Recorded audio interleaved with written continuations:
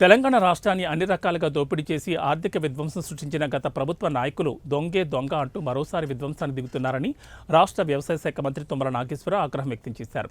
తెలంగాణ రాష్ట్ర వ్యవసాయ ఉద్యోగుల సంఘం సెంట్రల్ ఫోరం ఆధ్వర్యంలో రూపొందించిన 2025 నూతన సంవత్సర క్యాలెండర్ డైరీని మహేశ్వరం నియోజకవర్గ ఆర్కేపురం డివిజన్ ఎన్టీఆర్ నగర్లోని వ్యవసాయ మార్కెట్లో వ్యవసాయ ఉద్యోగుల సంఘం సెంట్రల్ ఫోరం అధ్యక్షుడు చిలుక నరసింహారెడ్డి అధ్యక్షతన జరిగిన కార్యక్రమంలో డైరీని ఆవిష్కరించారు. ఈ కార్యక్రమంలో ఎమ్మెల్యే మల్రెడ్డి రంగారెడ్డి, టీఎన్జీఓ అధ్యక్షుడు మారం జగదీశ్వర్, టీఎన్జీఓ సెంట్రల్ యూనియన్ ప్రధాన కార్యదర్శి హుస్సేని ముజీబ్, ఎమ్మెల్యే కిచ్చనగారి లక్ష్మారెడ్డి, రాష్ట్ర రోడ్డు రవాణా అభివృద్ధి చైర్మన్ మల్రెడ్డి రామరెడ్డి తదితరులు పాల్గొన్నారు.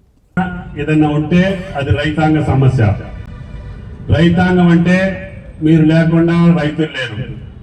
వారు ఉత్పత్తి చేసినటువంటి వ్యవసాయ ఉత్పత్తుల్ని అనుకూలమైనటువంటి ధరలకు అందించి నిలబెట్టగలుగుతున్నటువంటి మార్కెటింగ్ శాఖ రైతుల భాగస్వామ్యం. మీరు కూడా రైతుల కిందే లెక్క. ముఖ్యమంత్రి గారి యొక్క ప్రాధాన్యత కలిగినటువంటి వ్యవసాయ రంగానికి తోడ్పాటిస్తున్నటువంటి రైతాంగాన్ని నిలబెడుతున్నటువంటి స్థలం మళ్ళీ దొరకదు. కాబట్టి ముఖ్యమంత్రి గారు నిర్ణయం తీసుకున్నారు. రుణమాఫీ అని చెప్పి ఏ రకంగా ఇచ్చారో డేట్ల వారీగా చూసుకుంటే నిన్న రైతు దీక్ష చేసినటువంటి పార్టీలకు తెలుస్తుంది. లేదు ఈ యొక్క రైతుకి రెట్టింపు ఆదాయం చేస్తామని చెప్పి కేంద్రంలో ఉన్న ప్రభుత్వాలు చెప్పినా ఆడి యొక్క వాగ్దానాలు ఏ రకంగా ఉన్నాయో మనకు అర్థమవుతుంది. అధికారంలో ఉంటే ఒక రకంగా, అధికారంలో లేకపోతే రేవంత్ రెడ్డి గారు వచ్చాక చేశారు. దాన్ని కూడా మీరు తప్పుడు ప్రచారం చేస్తున్నారు.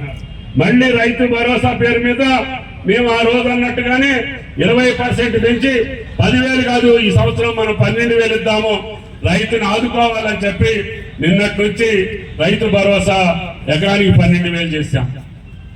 రుణమాఫీ 21,000 కోట్లు ఒకే నెలలో చేశాం. భారతదేశంలో ఏ రాష్ట్రంలో రుణమాఫీ లేదు. ఒక్కసారి మన్మోహన్ సింగ్ గారు ఉన్నప్పుడు రాజశేఖర రెడ్డి గారి మాట కోసం 70,000 కోట్లు భారతదేశానికి జరిగితే రేవంత్ రెడ్డి గారి నాయకత్వాన ఒకే నెలలో 21,000 కోట్లు రైతుల